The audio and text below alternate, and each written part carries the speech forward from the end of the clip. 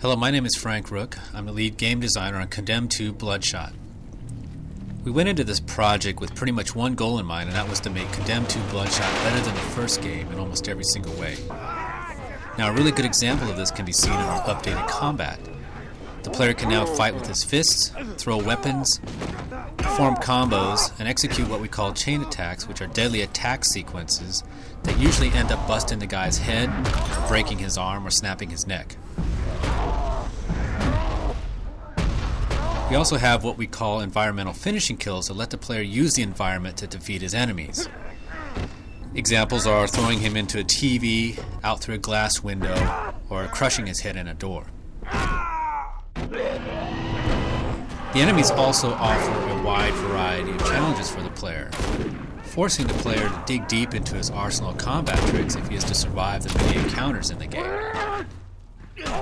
Like Condemned 1, melee combat revolves around weapons found in the environment. It's a very opportunistic system, and the player may find himself carrying a shovel one minute and a bowling pin the next. An added dynamic is the fact that all weapons will eventually break. In other words, most battles will have an unpredictable feel to them, where the advantage will shift back and forth many, many times.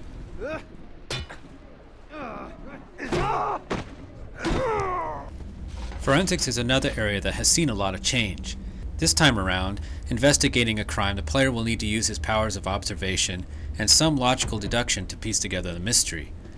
What was important for us was to create unique gameplay that empowers the player, letting him earn his own understanding of the story and objectives.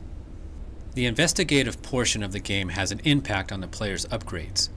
Since most forensic moments are optional, it's really up to the player to be as accurate and thorough as possible if they want to obtain all the things the game has to offer. Ready to have some fun?